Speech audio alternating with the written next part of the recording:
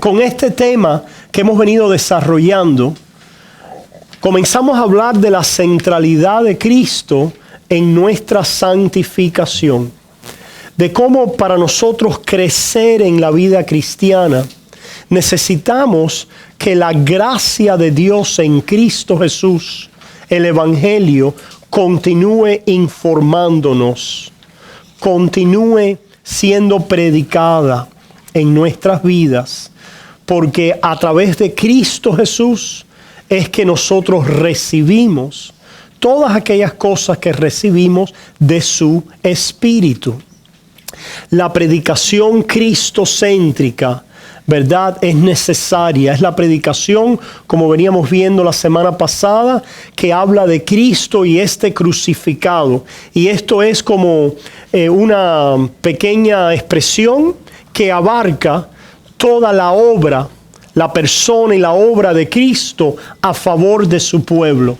Que necesitamos, decíamos la semana pasada, no solamente predicar la ley, no solamente predicar los preceptos de su ley moral, necesitamos hacer eso, nunca dejar de hacerlo, pero que estos siempre deben ser predicados y enseñados en el contexto de la gracia de Dios, de exponer a Cristo por nosotros, de poder enseñar, arraigar y anclar a un pueblo en la gracia de Dios que nos ha sido dada en Cristo Jesús.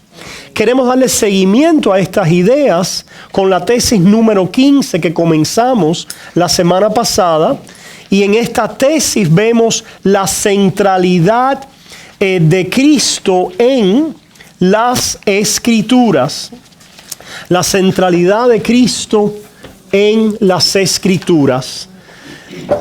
Hemos hablado y continuaremos hablando de la centralidad de Cristo en nuestra santificación, y esto es así porque Cristo es central en las Escrituras. Comenzamos a ver eso la semana pasada y continuamos preguntándonos ¿qué quiere decir predicar a Cristo? ¿Verdad? Cada vez que prediquemos y enseñemos, ¿qué quiere decir que Cristo es central o debe ser central en la predicación de su palabra? Continuamos entonces con este tema. Comenzamos en esta noche en Juan capítulo 5.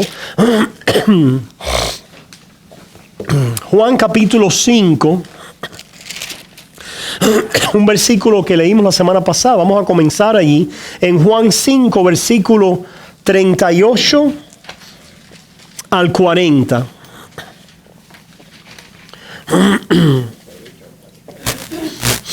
Vamos a comenzar en el 37 de Juan 5. Dice así: también el Padre que me envió ha dado testimonio de mí.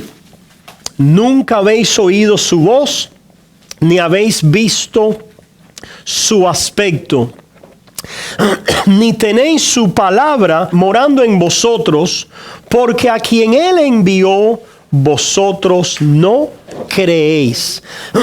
Versículo 39. Escudriñad las Escrituras, porque a vosotros os parece que en ellas tenéis la vida eterna, y ellas son las que dan testimonio de mí. Y no queréis venir a mí para que tengáis vida. Si ustedes se fijan aquí, hermanos, las Escrituras, dicen Jesús, testifican de Él. ¿Qué quiere decir que las Escrituras testifican de Él? Que llaman a los pecadores a encontrar en Cristo la vida eterna. Que las Escrituras llaman a los pecadores a encontrar en Cristo Jesús la vida. Ahora vemos aquí que se puede dar el caso de que alguien tenga las Escrituras y no encuentre a Cristo en ellas, porque no está por el Espíritu de Dios recibiendo y sometiéndose al testimonio de Dios acerca de Cristo en las Escrituras. Esto es lo que le pasaba a los fariseos. a los líderes en Israel, que ellos tenían las escrituras, pero las leían en una manera donde cuando Cristo llegó a ellos, ellos no recibieron el testimonio del Padre. Mira qué interesante estas frases del versículo 37. También el Padre que me envió ha dado testimonio de mí.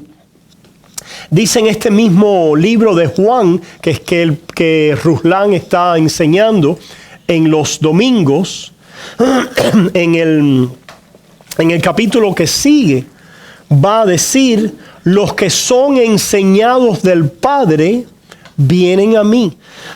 Los que son enseñados del Padre vienen a mí. ¿Cómo es que los que son enseñados del Padre vienen a Él?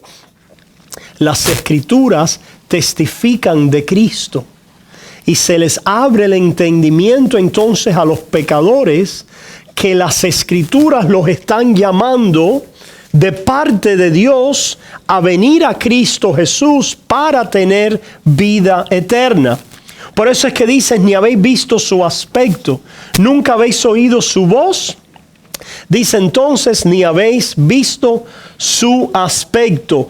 ¿Cuál es el aspecto, verdad, de Dios en este caso, verdad? Dice: nunca habéis oído su voz, ni habéis visto su aspecto. ¿Recuerdan cuando le preguntó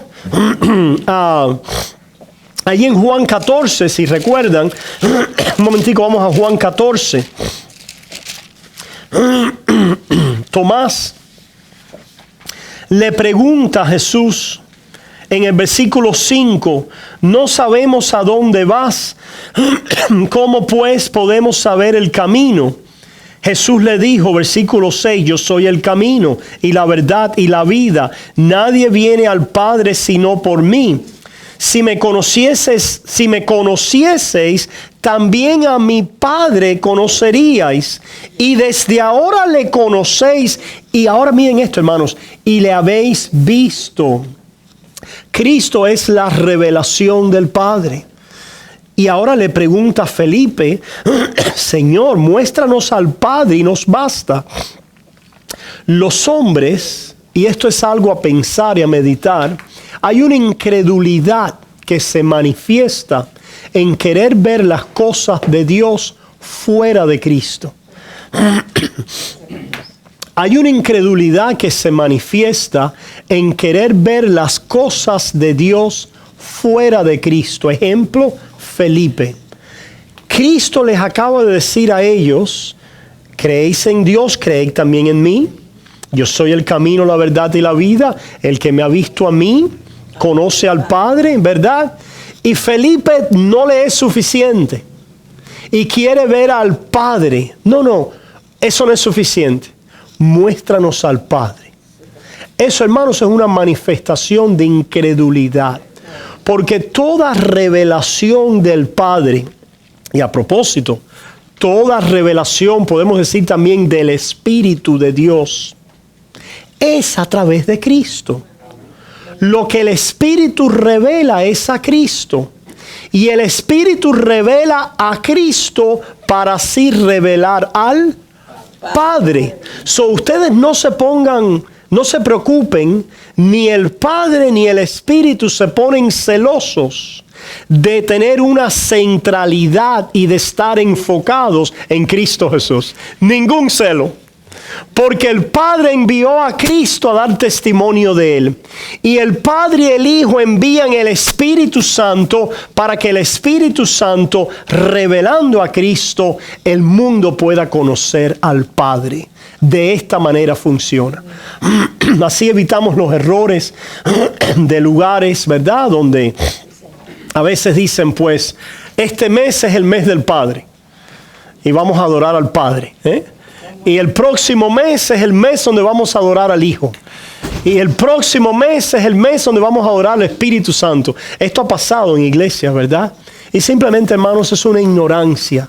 Porque todos los domingos se debe predicar a Cristo.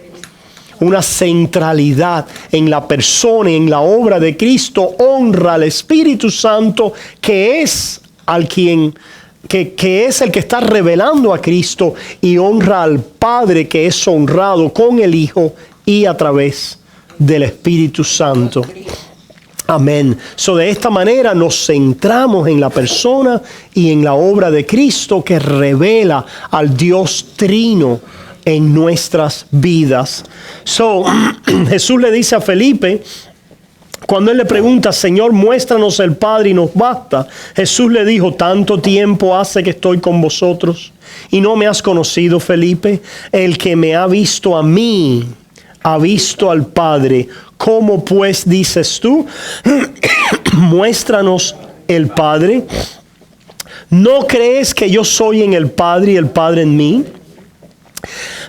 Las palabras que yo os hablo, no las hablo por mi propia cuenta, sino que el Padre que mora en mí, Él hace las obras.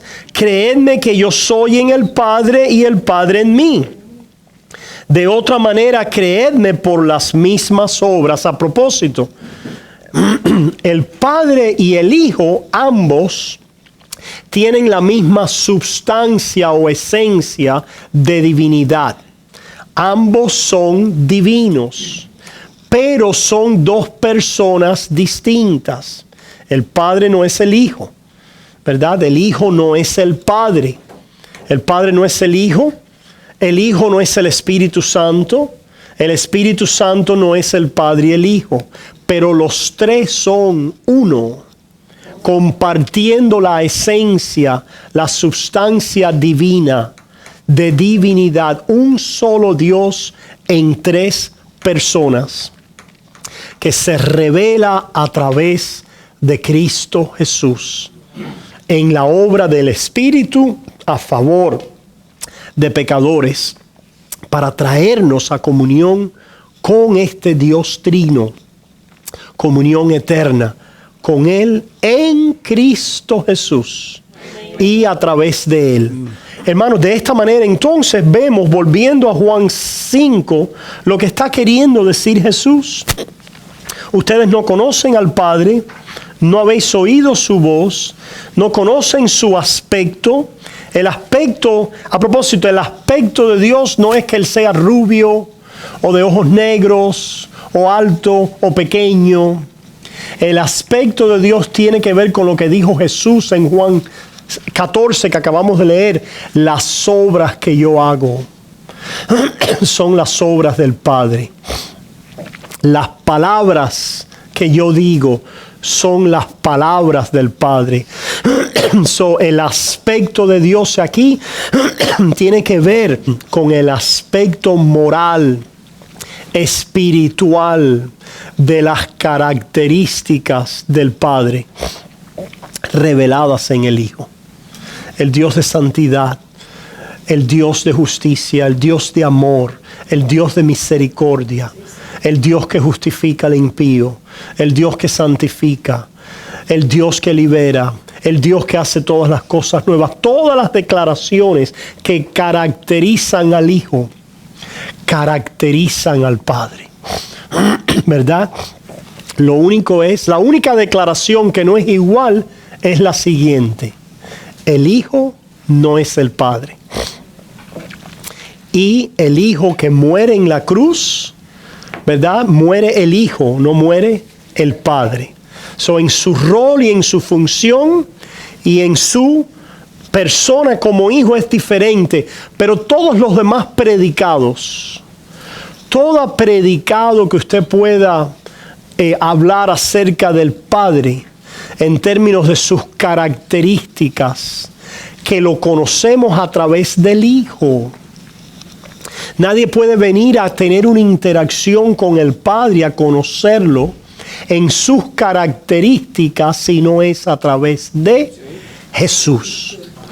Aquellos que quieren conocer a Dios a través de una visión, aquellos que quieren conocer a Dios a través de un milagro, ¿verdad? Y no estamos diciendo que Dios no haga milagros y que Dios nos haya revelado en momentos en una visión, ¿verdad? No estamos diciendo que eso no es posible, que Dios no haya obrado así. Lo que estamos diciendo es que todas las cosas y las obras de Dios son canalizadas y llevadas al testimonio que el Padre da por su Espíritu en el Hijo.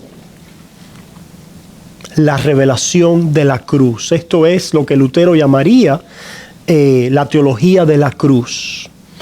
Él tenía este famoso dicho donde él decía: la cruz solo es nuestra teología. ¿Qué quería decir con eso? Lo que quería decir con eso es que para poder llegar al conocimiento de Dios, a la sabiduría de Dios y a relación con Dios, es a través de la revelación de la cruz, de Cristo Jesús. Y cualquier otra persona que quiera encontrar a Dios por su razón, por la creación, por diferentes razonamientos o obras morales, razonamientos humanos, etcétera, pierde el camino. Porque el camino se encuentra a través de la cruz. Estamos viendo aquí entonces en Juan 5 que Cristo dice: las Escrituras dan testimonio de mí. Dan testimonio de la manera de venir a la vida, de tener la vida a través de mí. Eso es lo que queremos decir cuando hablamos de predicar la cruz, de predicar a Cristo y a este crucificado. Es todas las Escrituras testificando del camino de Dios para reconciliar al hombre con Él y esta vida que se encuentra en el Hijo. Veamos qué dice Juan 17. Juan 17, versículo 17, dice así: santifícalos en tu verdad, tu palabra es verdad. Cristo está orando por sus discípulos, ¿verdad? Parte de su oración es que sus discípulos sean santificados. Se fijan, ya los discípulos fueron salvos. Y fueron salvos por venir a Jesús. Pero lo que vamos a ver aquí también, que la santificación también obra a través de la palabra de verdad. Y lo que vimos es a Jesús decir que su palabra, las Escrituras, testifican de Él. La palabra de verdad es la palabra que testifica de Cristo Jesús y es útil también ¿para qué? Para nuestra santificación. ¿Se fijan lo que dice Jesús aquí? Dice: santifícalos en tu verdad, tu palabra es verdad. ¿Qué quiere decir santifícalos? Hermanos, la palabra santificar en su, vamos a decir, significado base, quiere decir es sepáralos, apártalos, conságralos, ¿verdad? ¿Para quién? Para ti. Lo que Dios quiere hacer con nosotros, una vez que Él nos salva, Él nos ha santificado. Nos ha separado para Dios de una vez y para siempre. Posicionalmente le pertenecemos a Él. Nos ha separado limpiándonos de nuestros pecados al perdonarnos en la sangre de su cruz. Ahora, esa santificación tiene implicaciones que continúan en nuestra vida. La intersección de Cristo a nuestro favor es que esa separación para Dios continúe dando frutos en nuestras vidas. ¿Y cómo es que Dios lo va a hacer? Santifícalos en tu verdad. ¿Y dónde está la verdad de Dios? En su palabra. Tu palabra es verdad. ¿Se fijan, hermanos? Hay personas que quieren ser santificadas en una experiencia, en un momento quizás de crisis, en un momento, ¿verdad?, por una experiencia particular. Una vez más, hay experiencias, hay momentos de crisis, hay tiempos, ¿verdad?, donde Dios de alguna manera está obrando circunstancias en nuestras vidas, en su soberanía, ¿verdad? Pero el medio regular, constante de Dios para santificarnos, continuamente, día tras día, apartarnos para Él, consagrarnos para Él, recordarnos que le pertenecemos a Él, recordarnos que somos santos y hijos amados en Él, llevarnos a su servicio y apartarnos cada día más de la corrupción de nuestra carne, de los deseos de la carne, del mundo, de Satanás. Para Él es a través de su palabra. Su palabra es verdad. Vamos ahora para ver esta palabra, como hemos visto, que Cristo dice, testifica de Él. ¿Cómo lo dice Pablo en Colosenses? La palabra que nos salva es la misma palabra que nos santifica. Y nos salva y nos santifica porque nos da testimonio ¿de quién? De Cristo. De nuestra posición en Él, de nuestra unión con Él, de la gracia y las riquezas de Dios para nosotros en Él. En Colosenses capítulo 3 escuchamos lo siguiente. Colosenses 3:16 dice, la palabra de Dios mora en abundancia. ¿Dice así? ¿La palabra de qué? De Cristo. ¿Hay algún problema con, verdad, con utilizar la palabra de Cristo para la palabra de Dios? De ninguna manera. Porque la palabra de Dios es la palabra de Cristo. Es la palabra que testifica, que apunta, que nos lleva constantemente a la gracia de Dios dada para nosotros en Cristo Jesús. Dice, la palabra de Cristo more, ¿cómo? En abundancia en vosotros. ¿Cómo es que Dios nos va a arraigar, a santificar, a hacernos crecer, a profundizarnos en Él? Que la palabra de Cristo more en abundancia en nosotros. Por eso decimos, hermanos, que Dios usa los medios de gracia. Dios nos mueve a los medios de gracia y nos mueve a través de los medios de gracia. Una de las tesis que vamos a ver es, si no usamos los medios de gracia, ¿cómo va a estar nuestras vidas, hermano? Raquíticas espiritualmente, flacas, débiles, llevados, dominados constantemente por los deseos de la carne, por los deseos de los ojos, por los deseos, como dice Juan, los deseos de los ojos, los deseos de la carne, la vanagloria de la vida. Todos experimentamos estos deseos. Una cosa es experimentarlos y ver esta inclinación y ver nuestros pensamientos y a veces ser llevados hasta cierto punto en ella. Y otro es ser controlados sin freno. ¿Qué es lo que le dice el apóstol Pedro al pueblo? Le dice, ya no os conforméis a los deseos que teníais cuando estabais en vuestra ignorancia. No os conforméis. ¿Por qué?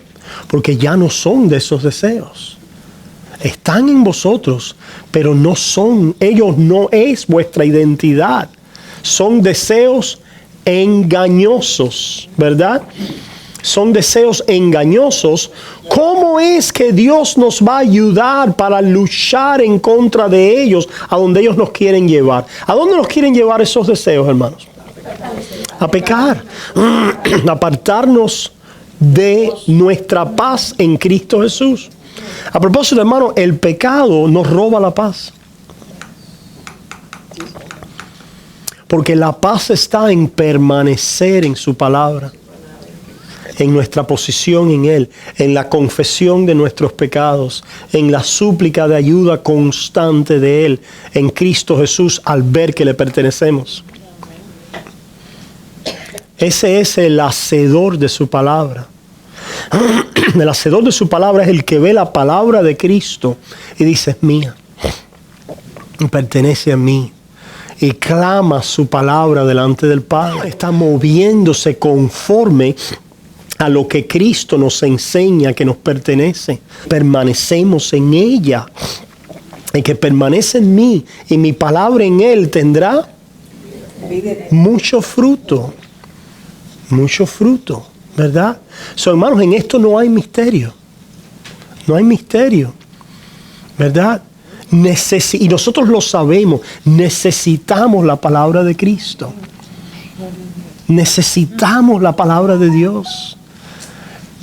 Porque por eso es que venimos sin deseo. Muchas veces reconocemos, venimos sin deseo a la iglesia, sin deseo, ¿verdad? Venimos flacos, venimos a veces maltratados del día, venimos a veces donde la carne nos ha dado palos en un día quizás. Pero cuando llegamos al medio de gracia, venimos creyendo o pidiéndole a Dios que haga la obra. Porque sabemos que nosotros no la podemos hacer. Venimos delante de la palabra de Dios, que es la palabra del verbo de Dios, que es la palabra de Cristo, a recibir de Él. El tú hacer, leer una lectura, orar, tener un tiempo de comunión, venir a la iglesia, no es tú haciendo algo. Sí, tú estás haciendo algo, obviamente, pero eres tú creyendo que Dios te encuentra allí. Eres tú, la fe te lleva al medio de gracia, porque la fe muestra tu necesidad de Cristo y te hace buscarlo. Te hace necesitar. Te hace necesitar llegar a esa fuente de vida que tú sabes que no eres tú. ¿Verdad? Que es lo que Dios va a hacer soberana y sobrenaturalmente a través de la revelación de Cristo Jesús en nuestra vida diariamente, regularmente.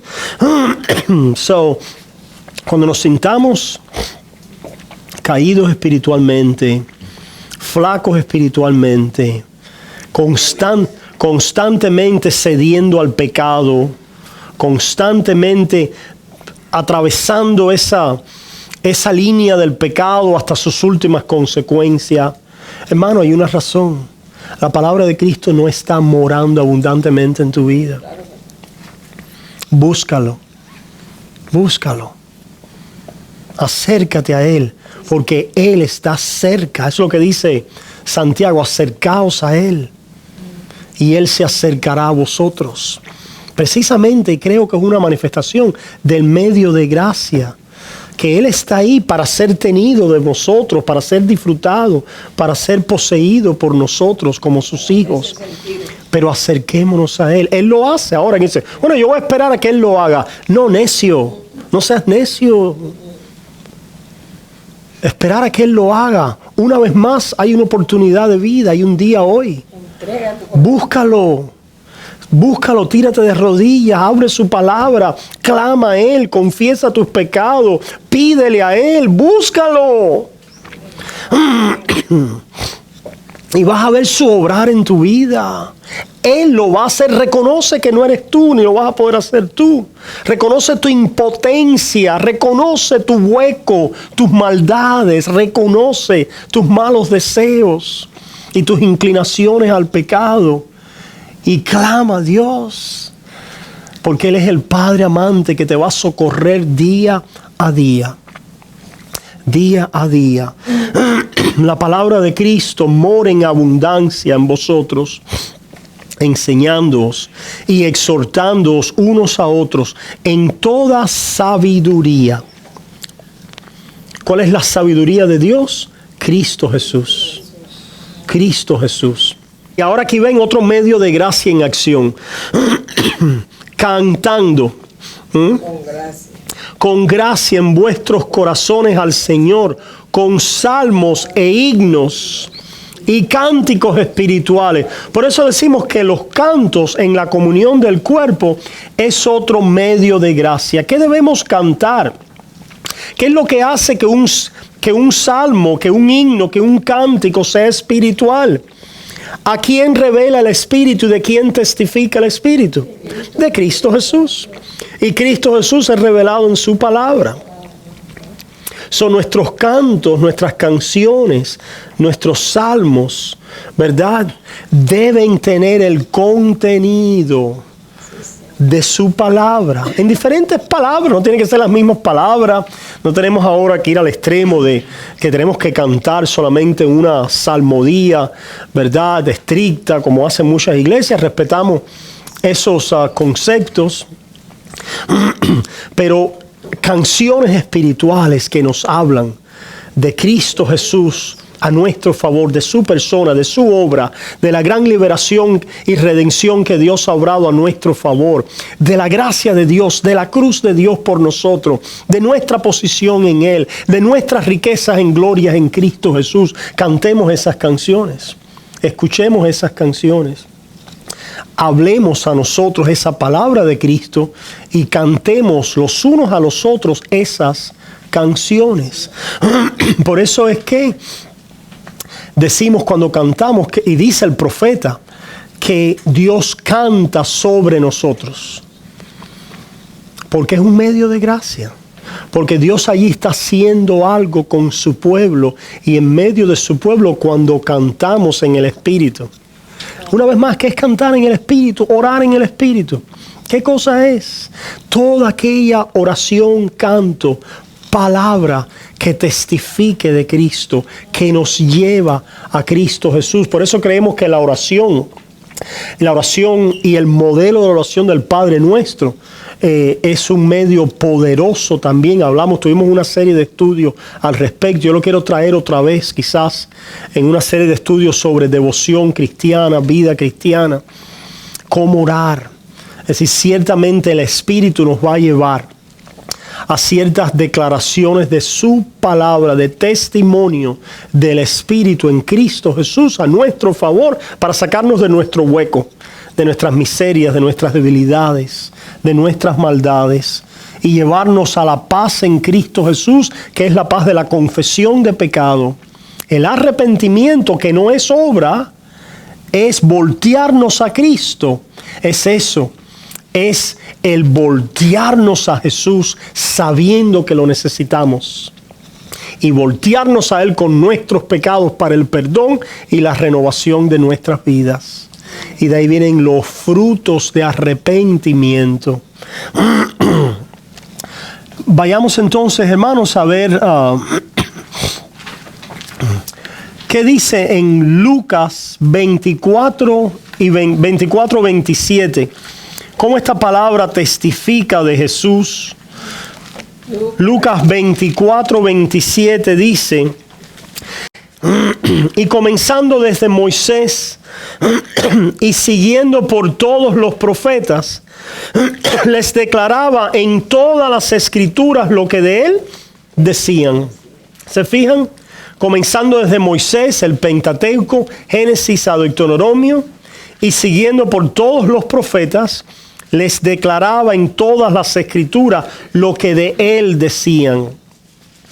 A propósito, las escrituras nos hablan de Cristo no solamente en aquellos lugares donde hay una profecía específica acerca de Jesús, sino que todas las escrituras en sus partes y en su totalidad nos quiere llevar a la confianza, a la fe en Jesús, a ver nuestra vida en Él. Lo hace de diferentes maneras. Después en uno de los textos vamos a ver, ¿verdad?, como una forma en que lo hace. Pero constantemente, hoy en la reunión en inglés, cuando leímos un texto, vamos a ver en Hechos de Habacuc, decía Bemis: wow, yo nunca había visto esto de esta manera. Nunca había leído este profeta y había entendido, leyendo a este profeta, que está testificando y que me quiere llevar a la fe y a la confianza en Cristo Jesús. ¿Te das cuenta? Eso es lo que las escrituras quieren hacer. Es el objetivo, el propósito, es la intención del Espíritu a través de su palabra. Como dice Jesús, que testifican de ella, de Él. ¿Qué dice Lucas también 24, comenzando en el 44? Dice, y les... El mismo 24. 44 dice, y les dijo: estas son las palabras que os hablé estando aún con vosotros, que era necesario que se cumpliese todo lo que está escrito de mí en la ley de Moisés, en los profetas y en los salmos. Aquí están las tres partes de las escrituras del Antiguo Testamento. Moisés, una vez más, el Pentateuco, Génesis a Deuteronomio. Los profetas, todos los escritos de los diferentes profetas, mayores, menores. Y los salmos es para ese grupo de escritura que se ha llamado como literatura de sabiduría. Incluye a Proverbios, incluye a Eclesiastés, incluye a Cantar de los Cantares. Cristo está diciendo, todas estas escrituras testifican de mí. En otras palabras, Moisés no solamente testifica de mí porque se dice en un versículo que Dios va a levantar otro profeta como yo. No. Testifica de mí porque todas la obra ceremonial de la ley, los sacrificios, el día de la expiación, el cordero inmolado, la sangre derramada, las ofrendas, los diezmos, las primicias, el primogénito, todas estas cosas apuntan ¿a quién? A Cristo Jesús. Testifica de mí porque los preceptos de la ley moral hablan de la ley que Dios demanda de la humanidad y que la humanidad ha fallado, pero que Cristo va a cumplir a favor de pecadores. Testifican de mí porque los profetas están hablando de un reino y de una justicia que Dios va a traer y que va a ser restaurada. Y este reino y esta justicia viene en Cristo Jesús. Testifica de mí porque cada historia de redención, de liberación, ya sea en los jueces, ¿verdad? Ya sea en David, el rey David con Goliat, nos está hablando de una liberación mayor de los enemigos del pueblo de Dios. La liberación nuestra del pecado, de la muerte, de la condenación y de Satanás para pertenecer a su reino. Testifica de mí porque en cada personaje que tenía un oficio particular ungido en el pueblo de Israel, ya sea profeta, rey o sacerdote, a quienes le llamaban ungidos de parte de Dios y se les ungía con aceite, tipificaban a una unción superior y a un ungido que recibiría y unificaría todos estos roles. Él como el verdadero y mayor profeta, Él como el verdadero rey eterno, Él como el sacerdocio y sacerdote eterno de Dios. El templo, el tabernáculo, testifica de aquel tabernáculo que Dios levantaría en Cristo Jesús, en el cual seríamos entonces allí edificados como piedras preciosas. ¿Se fijan, hermano? De cuántas diferentes maneras el Antiguo Testamento en todas sus partes y su totalidad dan testimonio y nos llevan a la gracia de Dios en Cristo Jesús. Por eso es que dice, por ejemplo, Primera de Pedro, si vamos a Primera de Pedro, escuchamos lo siguiente de boca de este apóstol. En Primera de Pedro, capítulo 1, dice, comenzando en el versículo 10, comenzando en el 10, dice: los profetas que profetizaron de la gracia destinada a vosotros. ¿Se fijan? Esos profetas estaban hablando y testificando de la gracia que vendría. Destinada a vosotros, inquirieron y diligentemente indagaron acerca de esta salvación, escudriñando qué persona y qué tiempo indicaba el Espíritu de Cristo, el Espíritu de Dios con ellos y en ellos y a través de ellos. Es el Espíritu de Cristo. ¿Por qué? Porque es el Espíritu que testifica de Cristo, que nos apunta a Cristo, nos lleva a Cristo, nos salva, nos sella, nos santifica y nos glorifica. ¿En quién? En Cristo Jesús, el cual anunciaba de antemano los sufrimientos de Cristo y las glorias que vendrían tras ellos. Nadie va a conocer al Padre si no es a través de los sufrimientos de Cristo. Por eso es que la teología de Lutero de la cruz, ya se la mencioné, ¿verdad? es una teología, algunas personas han dicho, es una teología de sufrimiento. No es como los teólogos de gloria. Los teólogos de gloria evitan el sufrimiento, solo van a la gloria, a las cosas que ven en victoria, a la justicia que los ojos humanos pueden ver, ¿verdad? A lo exaltado, al poderío, a la victoria. Pero Lutero decía, para Dios llevarnos a esta obra de gloria, Él nos lleva a través de una obra de sufrimiento. Porque para Él hacernos santos nos hace pecadores. Porque para Él hacernos fuertes nos hace débiles. Porque para Él hacernos sabios nos hace necios. Porque para Él, ¿verdad? Darnos fuerzas nos quebranta. ¿Se fijan? Y ese es el camino del ¿qué? Del sufrimiento. La cruz trae esta experiencia a la vida del creyente, porque nos comunica y nos impacta de esta manera. Por eso es que nosotros confesamos nuestra necedad, nuestra maldad, nuestros pecados, y en esa confesión somos declarados justos y santos y amados por parte de Dios. Por eso es que nosotros confesamos nuestra debilidad y vivimos en debilidad. Pero en esa debilidad y en esa dependencia de Dios en debilidad somos hechos ¿qué?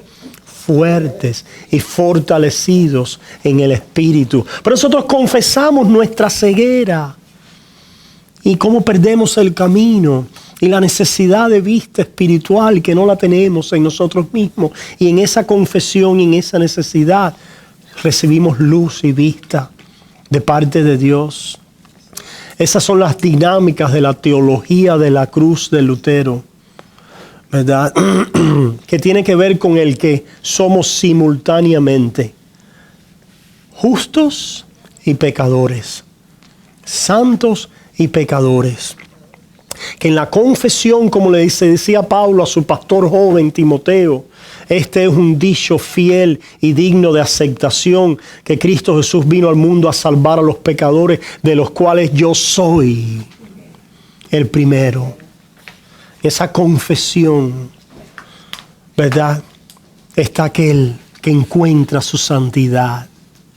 Por eso, como decía el pastor David, ¿verdad? Que el hipócrita es aquel que no confiesa su hipocresía.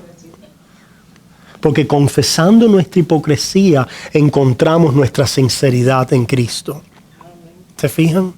Esas son las dinámicas de la teología de la cruz, que no es más que la teología del Evangelio, que es algo práctico, vivo.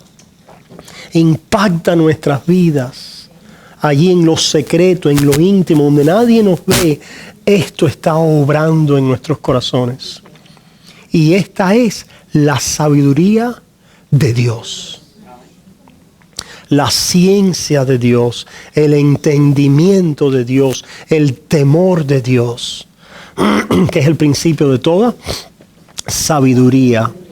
Cuando solamente nos quieren dar ley, lo cual no decimos que la ley tiene, vamos a continuar enfatizando de la función y el rol de la ley, los mandamientos y los preceptos de Dios, pero hermano, cuando solamente nos quieren resumir o practicar la prédica, la enseñanza, la exhortación, diciéndonos lo que debemos hacer, hermanos, concluimos que eso es otra manifestación de nuestra incredulidad. De nuestra incredulidad. ¿Por qué? Porque usted no puede hacer nada. Y si mi dieta a ti constantemente es decirte lo que debes hacer y no te doy a Cristo, es porque yo he concluido que tú puedes hacer algo. Te estoy dando una teología de gloria. Haz esto, aquello. Y no te estoy llamando a confesar tu necesidad en Cristo Jesús. No te estoy dando a Cristo donde lo encuentras a Él a través de la cruz. Y a través de la cruz tu yo es crucificado. Esto que hemos hablado, de volverte necio, ciego, enfermo, pecador, débil. Estas cosas es lo que la cruz hace, porque al mostrarte a Cristo allí en su debilidad, separado, desechado de los hombres, allí la espalda del Padre, allí en la cruz, maltratado, tenido como pecador, como maldición, allí eso es el balance de tu vida, de tu yo. Y a través de la fe te es revelado entonces lo que tu yo trae y contribuye, que es absolutamente nada, o todo para ser quemado por la cruz, para ser crucificado por la cruz y resucitado en él. Por eso es que necesitamos una predicación que nos entregue la persona y la obra de Cristo, porque entonces creemos. Eso es lo que le pasó al antiguo Pelagio, o la herejía del pelagianismo, que él decía simplemente que tenemos ya la gracia de Dios, Dios te ha dicho lo que debes hacer. Te ha dado su ley y sus mandamientos y te ha dado un buen ejemplo en Cristo Jesús. Adelante, manos a la obra. Manos a la obra. Eso es incredulidad. Y donde hay ley sin Cristo, donde la ley constantemente, o se habla del Espíritu también, pero no se predica a Cristo, a este crucificado, no se entrega la obra de la gracia de Dios en Cristo Jesús a tu favor, ahí hay incredulidad. Se manifiesta de diferentes maneras, queriendo encontrar a Dios en las cosas creadas, queriendo encontrar a Dios en los milagros, queriendo encontrar a Dios en la gloria de mi vida, ¿verdad? Restaurada y poderosa y victoriosa, y negando todo sufrimiento y toda maldad y todo pecado y toda, ¿verdad? Huecos de mi vida. Ahí hay incredulidad, ¿verdad? O también, de una manera muy religiosa con la ley, esforzándonos y simplemente diciéndote lo que debes hacer, porque ya tú tienes el Espíritu para que lo hagas, sin darnos cuenta que el Espíritu nos entrega la fe del Hijo. Y por eso es que Pablo le dice a los Gálatas en el capítulo 3, el Espíritu obra milagros entre vosotros por el hacer de la ley o por el oír con fe. Y por eso es que Pablo a los Corintios les predica a Cristo y a este crucificado. Los profetas testificaban de él en este pasaje de Pedro. Dice, escudriñando qué persona y qué tiempo indicaba el Espíritu de Cristo que estaba en ellos, el cual anunciaba de antemano los sufrimientos de Cristo y las glorias que vendrían tras ellos. A esto se les reveló que no para sí mismo, sino para nosotros. Qué lindo, ¿verdad? Para nosotros también administraban las cosas que ahora os son anunciadas por los que os han predicado el Evangelio, por el Espíritu Santo enviado del cielo, cosas en las cuales anhelan mirar los ángeles. Este es el testimonio de las Escrituras, hermanos. Lo vemos aquí en Hechos. Vayamos al libro de Hechos, en la predicación de los apóstoles, que pronto nos vamos a dar gusto mirando a los sermones de los apóstoles. Allí en Hechos capítulo 10 vemos lo siguiente, versículo 43, Hechos 10, escuchamos.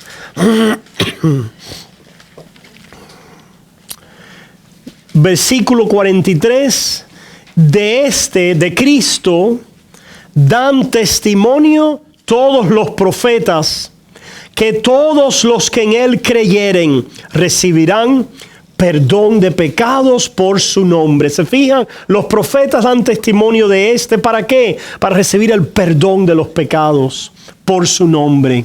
Veamos qué dice Hechos capítulo 13. Hechos capítulo 13. En Hechos 13, versículo comenzando en el 32, dice: y nosotros también os anunciamos el Evangelio de aquella promesa hecha a nuestros padres, la cual Dios ha cumplido a los hijos de ellos, a nosotros, resucitando a Jesús, como está escrito también en el Salmo 2, mi hijo eres tú, yo te he engendrado hoy. ¿Se fijan? No está hablando del rey David. Esta es una referencia a Cristo. Y en cuanto a que le levantó de los muertos para nunca más volver a corrupción, lo dijo así: os daré las misericordias fieles de David. Oh, aunque Dios fue fiel con David y tuvo mucha misericordia con él, hay unas misericordias eternas para un reino y para un pueblo que encontramos en Cristo Jesús. Por eso dice también en otro salmo: no permitirás que tu santo vea corrupción, porque a la verdad David, habiendo servido a su propia generación, según la voluntad de Dios, durmió y fue reunido con sus padres y vio corrupción. Mas aquel a quien Dios levantó no vio corrupción. Sabed pues esto, varones hermanos, que por medio de él se os anuncia perdón de pecados, y que de todo aquello de que por la ley de Moisés no pudisteis ser justificado, en él es justificado todo aquel que cree. Mirad pues que no venga sobre vosotros lo que está dicho en los profetas. Y ahora viene la cita de Habacuc, que es un tiempo, ¿verdad?, de prueba en la vida del pueblo de Israel, buscando ellos esperanza de dónde va a venir la justicia, de dónde va a venir la liberación de Dios. Y va a venir, dice Habacuc, sin mencionarlo, pero está allí implícito, y nosotros cuando lo prediquemos debemos mencionarlo. Va a venir de las manos del Salvador, de Cristo Jesús. Mirad, oh menospreciadores, y asombraos y desapareced, porque yo hago una obra en vuestros días, obra que no creeréis si alguien os la contara. ¿Qué obra es lo que iba a hacer Dios? Y lo que le está diciendo a través de la boca de este profeta de Habacuc, nos está llevando al reino de Dios y su justicia en Cristo Jesús a nuestro favor. Porque la justicia va a venir a través de este rey, de este salvador, de este liberador. Habacuc pregunta acerca de la justicia de Dios, ¿verdad? Supuestamente. Y es algo que, a propósito, Lutero también se da cuenta que el concepto de la justicia de Dios tiene en Cristo Jesús un carácter salvador. Ciertamente, la justicia de Dios la podemos ver en términos simplemente de su juicio. La ley, la justicia de Dios, el que no la cumpla es maldito. Pero hay una justicia que Dios va a manifestar, que es la justicia de Dios para salvación. Y es la justicia que Dios va a cumplir, que todos nosotros hemos fallado, que Israel falló, que el reino de Dios que había sido manifestado a través de Israel, era anunciado, iba a venir a través de Cristo Jesús. Y Cristo Jesús entonces traía la restauración a Israel, y por Israel, por supuesto, al mundo. Pero en este caso, Israel es que venía la simiente y la semilla de él, pero para un reino eterno, universal, de judíos y gentiles juntos en Cristo Jesús. Después lean la cita de Habacuc en sus casas, para que ustedes vean el lenguaje de justicia, etcétera, de un grito de desesperación, de juicio, pero la justicia de Dios va a venir. Y podemos esperar. Y viene de la mano de Cristo Jesús. Veamos entonces, hermanos, ya para ir concluyendo en Mateo capítulo 5, es lo que Cristo dice que Él ha venido a hacer. Mateo 5, versículo 17. Nos dice allí: no penséis que he venido para abrogar la ley o los profetas. No he venido para abrogar, sino para cumplir.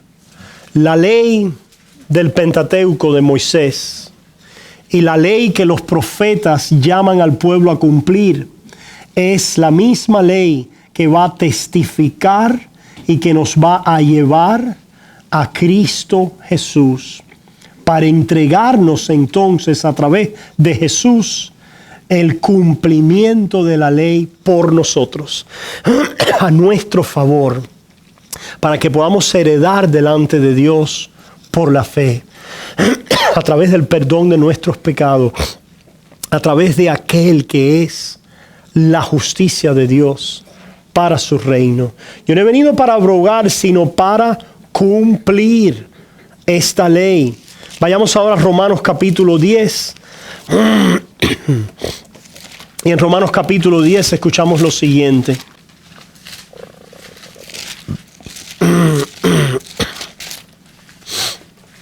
Hermanos, ciertamente el anhelo de mi corazón y mi oración a Dios por Israel es para salvación. Porque yo les doy testimonio de que tienen celo de Dios, pero no conforme a ciencia. Hermanos, ¿qué caracteriza a aquellos? ¿Qué caracteriza a aquellos que basan su tratar con las Escrituras, su predicación, su exhortación, sin Cristo y este crucificado y la gracia de Dios a nuestro favor? ¿Qué caracteriza? Mucho celo, sin conocimiento. Hermano, cuidado, hay personas muy celosas de la religión. No quiere decir que sean cristianos. Hay personas muy celosas de muchas cosas. No quiere decir que estén santificados y que estén creciendo en santidad. Cuidado, hermanos. No, pero hay un celo aquí que tiene un celo, dice. Celo aquí quiere decir pasión, una entrega, una consagración a Dios, pero no conforme a ciencia. Vamos a ver cómo se explica esto. Versículo 3. Porque ignorando la justicia de Dios, y procurando establecer la suya propia. Estas personas tienen un celo de Dios, y este celo se manifiesta en leer la Biblia y concluir que delante de Dios se tienen que parar sobre la base de su propia obediencia y justicia. Su propio yo, su propia obediencia, su propia justicia, sus propias obras. Y si no te pierdes, si no te vas para el infierno. ¿Han visto personas así con mucho celo? Tienen apariencia de piedad, pero niegan la eficacia de la misma. No es que no tengan apariencia de piedad. Hay personas que tienen apariencia de piedad y no tienen el poder de ella. Y hay personas que no lucen muy piadosas. Porque no se visten como nosotros esperamos que se vistieran. Porque quizás tienen 2 o 3 tatuajes por aquí y por allá. Porque quizás se toman una copa de vino o una cerveza. Porque quizás van a lugares que nosotros no iríamos. Oyen la música que a mí yo no oigo. Pero ¿dónde se pone esa línea divisora? Vamos a ver, no es la línea divisora. Por ejemplo, la línea divisora para el alcohol es el emborracharse. Por ejemplo. La línea divisora en el vestirse es el vestirse indecentemente. La línea divisora en ir a un cine es en ir a ver una película indecente. La línea divisora está en no hacer las cosas en la fe por agradar al Señor, por el amor que hemos recibido de Él. Hay personas que lo están haciendo para que Dios entonces los reciba basado en lo que ellos hacen. Eso es celo sin conocimiento. Celo sin conocimiento. Y ese celo sin conocimiento te lleva a la destrucción, porque destruye vidas, destruye hogares, destruye porque no tiene gracia. Total. No tiene gracia. no tiene gracia. ¿Qué es lo que trae vida? La gracia de Dios. Y la gracia de Dios te hace sentarte al lado de alguien que se está tomando una cerveza y no tener ojos para eso. En ese momento, no tener ojos para eso. Sino tratarlos de poder llevarlos a Jesús. Porque no hemos identificado ese pecado como el gran pecado. Sino que a lo mejor podemos ver a alguien hasta borracho y decir, ese fuera yo si no fuera por la gracia de Dios. O decimos, yo no soy borracho, pero yo soy muy orgulloso. Yo no soy borracho, pero yo, el que no me trata, lo entierro. Eres un asesino. No eres borracho, pero eres un asesino. Pero el celo sin entendimiento, que es la gracia de Dios, nos hace pecadores selectivos. Selectivos. Y ese pecador selectivo se convierte en un juzgador descalificador de los demás, en vez de alguien que espera en la gracia de Dios hacia otro y piensa lo mejor acerca de otros. So, cuidado, hermanos, ¿verdad? Para establecer juicios finales hay tiempo. Y hay momentos. Y las evidencias finalmente vienen conforme a ciencia. Conforme a ciencia. Sí, si tú ves a tu hermano robando, por favor, llámale y dile, no debes robar. Eso no está bien, ¿verdad? Si ves a tu hermano chismoseando, también dile, oye, tenemos que controlar nuestra lengua, porque esto no está bien, esto no es de Dios. Si ves a tu hermano emborrachado, ¿verdad? Entonces, llámale, mi hermano, no debes, ¿por qué te va a controlar esa sustancia si tú le perteneces a Cristo? ¿Para qué necesitas esa nota si tú eres un hijo de Dios? Para. No hay mala mano una cerveza. Si tienes problema con el alcohol, no lo tomes porque obviamente te está controlando. Pero oye, tampoco tomes mucho café. Porque sin el café no puedo funcionar. Tampoco comas tanto. Porque la comida es gula. Cuidado, hermanos, con nuestros juicios selectivos y nuestros caminos de santidad mejores que otros, porque nosotros no hacemos esa actividad en particular. Cuidado. Sí, vayamos ¿verdad? A la línea donde está, seamos informados por la ley, no por mi tradición, por mi trasfondo, por mi fuerza, porque es otra forma de manifestar incredulidad. Ayudémonos, exhortémonos en el amor de Cristo, ¿verdad? Y pensemos lo mejor. Para pensar lo peor hay tiempo. Y Dios se encarga de sacar a la luz lo peor.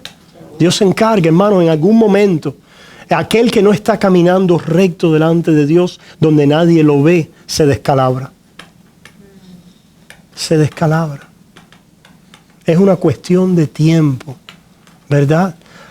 Nuestra tarea entonces es no descalabrarlo ahí cuando lo estamos mirando, sino tratar de ganarlo, tratar de influenciarlo para bien, tratar de rescatarlo con la exhortación en Cristo Jesús. Y si estamos viendo algo malo, pecaminoso por la ley de Dios, que es la que informa nuestra conciencia, no el celo sin entendimiento. Porque, hermanos, sabemos que en tiempos pasados también hemos recibido muchos celos sin entendimiento. ¿Qué quiere decir sin entendimiento, hermano? Sin Cristo, sin gracia, sin gracia. Pero no conforme a ciencia. Conforme a ciencia es eso, porque dice Colosenses que todos los secretos del entendimiento y de la ciencia están en Cristo Jesús y están escondidos en Él.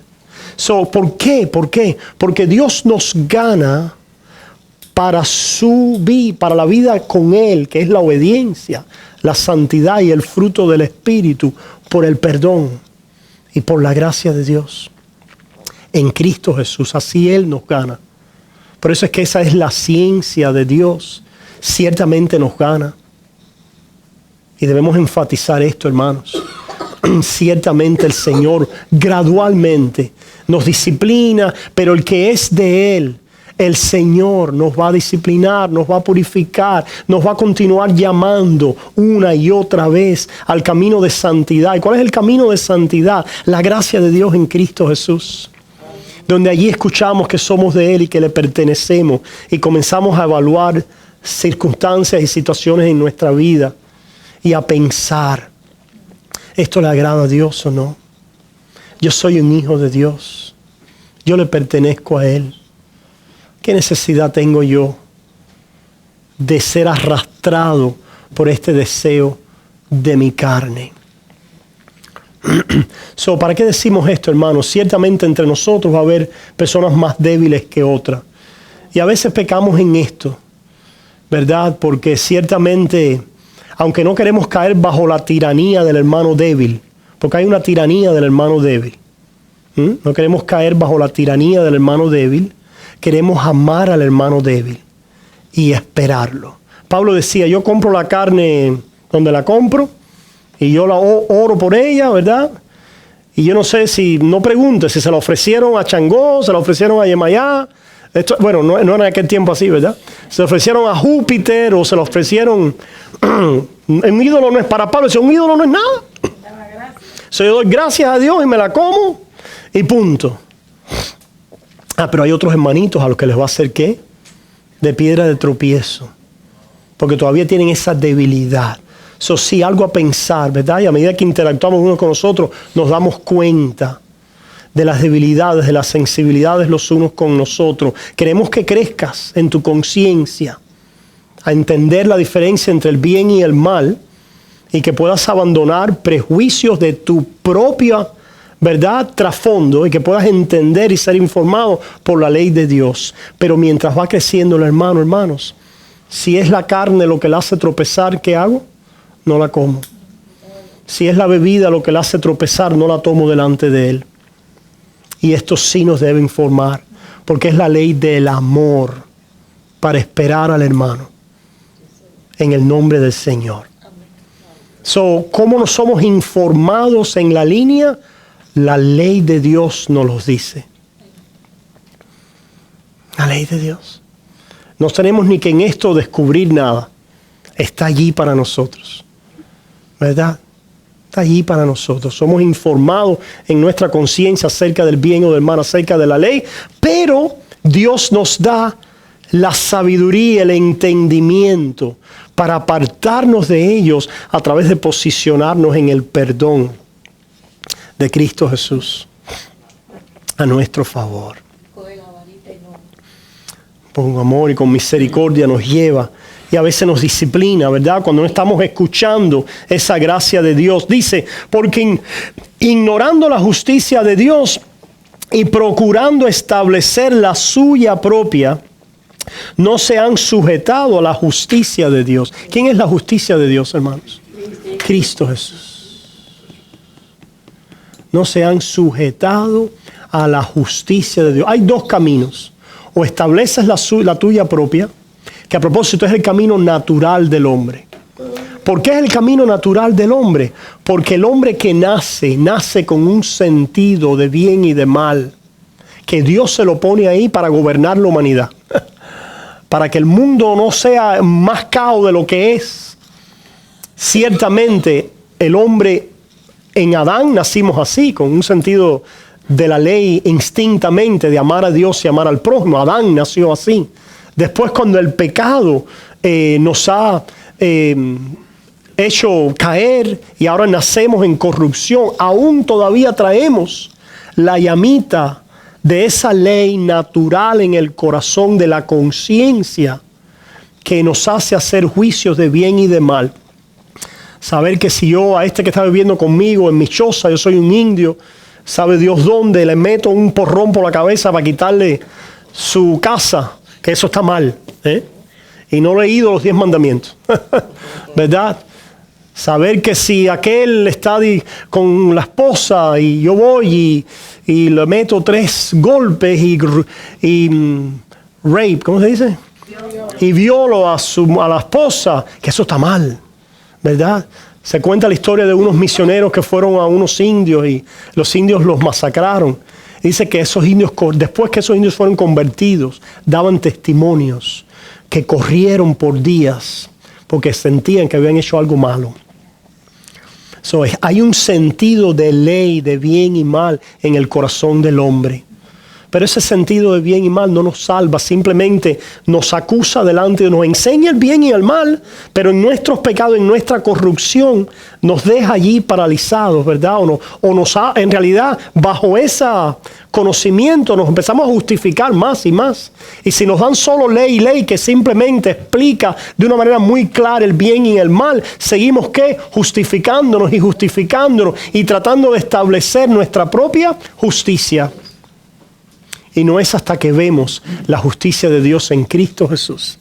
Como Habacuc, que leímos en Hechos 3, en esa cita de la justicia que Dios va a traer. Muchos de los profetas hablan así. Y vendrá la justiciación. Y será derramada, ¿verdad? La justicia en Sión, en mi pueblo, Cristo Jesús.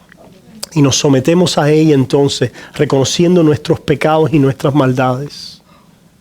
Y diciendo, te necesito, tu perdón, tu justicia, tu santidad. Y así caminamos también en Cristo, reconociendo cada día nuestras maldades, nuestros pecados. Y de esta manera caminamos en el perdón, en la comunión de su perdón, lo cual es someterse a su justicia. Porque abandonamos ahora toda reclamación de nuestra propia justicia. No quiere decir que no caminamos en frutos del Espíritu. Vamos a manifestar frutos del Espíritu y caminar en frutos del Espíritu, pero ya no confiando en ¿qué? En nuestra propia justicia. No quiere decir que ya no tenga un lugar la ley, que no veamos sus mandamientos y veamos lo perfecto de ellos y que ellos son para nosotros y que debemos obedecerlo. Pero ahora caminamos en fe. Comenzamos a creerle a Jesús y a su justicia a mi favor, lo cual trae una conciencia en mí de perdonado, de amado, de justo y de santo, que me lleva a la obediencia. Que me hace entonces cuando veo, como dice Pablo, dice, todas las cosas me son lícitas, pero no todas convienen. Dice, no me deja, dice, las viandas son para el vientre, ¿verdad? No me acuerdo ahora qué más dice en ese pasaje. Dice, pero yo no me dejaré dominar de ninguna. Los ídolos de nuestra carne nos quieren dominar. Y cuando el ídolo nos domina, Cristo es oscurecido. Porque el ídolo nos dice, me perteneces a mí. Si es el alcohol, me perteneces a mí. Me perteneces a mí. Tú solamente eres feliz con una nota. Tú vas a encontrar solo paz en nota. ¿Te das cuenta? ¿Verdad? Tú solamente vas a poder disfrutar en nota. ¿Te das cuenta? Tú solamente vas a poder sentirte bien en amoríos por allí ilícitos. Esa es tu vida. Me perteneces a mí. Tú solamente vas a encontrar tu validez en el dinero. Si eres pobre, no eres nada. Si no tienes 3 pesos en el bolsillo en el banco, no eres nada. Me perteneces a mí. ¿Me fijas, hermano? Si no montas en cólera, nadie te va a respetar. Me perteneces a mí. ¿Me fijan? Esta es la manera en que los ídolos nos hablan. Y Cristo trae su voz y dice, mentira, no le perteneces a ninguno de esos. Eres mío. Yo te he perdonado y te he amado. Ven a mí. Pídeme a mí. Búscame a mí. Y yo te rescato porque eres mío. ¿Me crees? ¿Me crees? ¿Me crees? Si me crees, me buscas. Y si me buscas, me hallas. Me hallas. Si están muy cansados, deja la carga. Venid a mí los que estáis trabajados y cansados, que yo os... ¿Por qué? Porque esos ídolos prometen, pero no pagan bien. ¿Cuántos pueden? ¿Cuándo pueden? Alguien me preguntaba, ¿cuál es la conexión con el pecado y la gracia? El pecado no paga bien. Es un mal pagador. Y el cristiano se da cuenta. Se da cuenta, número uno, hermanos, por la cruz. La paga del pecado es muerte. Si nosotros hemos creído eso viene a nosotros una conciencia de que el pecado es muerte. Hermano, el que no tenga esa conexión puede decir gracias, hablar de evangelio, pero no lo conoce. No lo conoce. El cristiano comienza a ver el pecado por lo que es. Por lo que es muerte. Y muerte, aún el cristiano que ya sabe que está en Cristo y que no va a perderse, comienza a experimentar la muerte del pecado. ¿En qué manera? ¿En qué manera? La ruptura de comunión con Dios. Que cuando yo le hago caso al ídolo, pierdo mi paz, mi comunión en Cristo, mi deleite en Él. Me vuelvo un caos. Mi vida espiritual. No tengo tranquilidad. ¿Te das cuenta, hermano? Si nosotros no hemos venido en alguna pequeña medida, en alguna muy pequeña que sea, hermano, a experimentar esto y la paz del evangelio, ¿qué conocemos? ¿Qué conocemos, hermano? ¿Qué conocemos? Algo allí en nuestra mente simplemente. ¿No ha venido la cruz a crucificarnos en Cristo Jesús? A ver que mi yo es muerte. Y lo que mi yo quiere hacer de tantas maneras. Hermano, el pecado es una doctrina que es profunda. Hermanos, hay maneras de pecar que usted ni se ha imaginado y usted peca. No sabe ni cómo estás pecando muchas veces.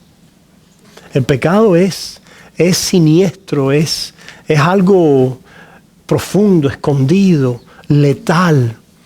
A medida que nos abrimos más a la gracia de Dios, la luz de Dios ilumina más las maneras de nuestra maldad, lo siniestro y la muerte del pecado. Porque lo vemos por lo que es. Caramba, yo le dije esto a tal persona y no se lo dije con buena intención.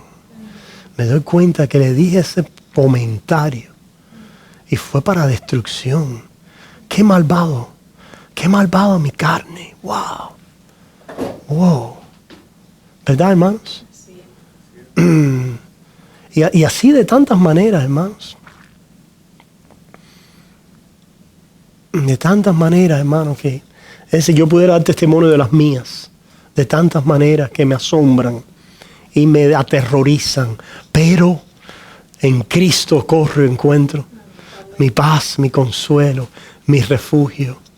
Él me levanta, hace mis pies como de sierva y en las alturas me hace andar. Ver que Dios es bueno. Y esa paz, esa cruz que cae en el agua amarga y la convierte en agua dulce, potable para tomar, para vida. Es rica, es saludable. Y de esta manera, hermanos, entonces nos sometemos a esa justicia de Dios. Porque el fin de la ley es Cristo, para justicia a todo aquel que cree. Terminamos, porque de la justicia que es por la ley, Moisés escribe así: el hombre que haga estas cosas vivirá por ellas. Hay un hombre que quiere vivir por las cosas que hace. Ese no se ha sometido a la justicia de Dios. Pero la justicia que es por la fe, dice así, y es el creer, el confiar. Esa es la justicia que es por la fe. Es aquel que quiere vivir confiando, que se ha dado cuenta que no puede vivir de otra manera.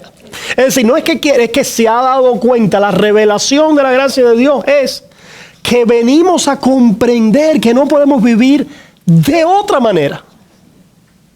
No podemos vivir de otra manera, sino como un penitente, hijo amado, delante del Padre, comiendo a su mesa por gracia. Solamente a través de la fe, solamente a través de Cristo. Amén. La centralidad de Cristo, hermanos, en su palabra. Que Dios nos ayude a poder vivir esto en nuestra propia vida, recibiéndola, a poder predicarlo, enseñarlo, cantarlo, exhortándonos unos a los otros, en el nombre de Jesús. ¿Alguna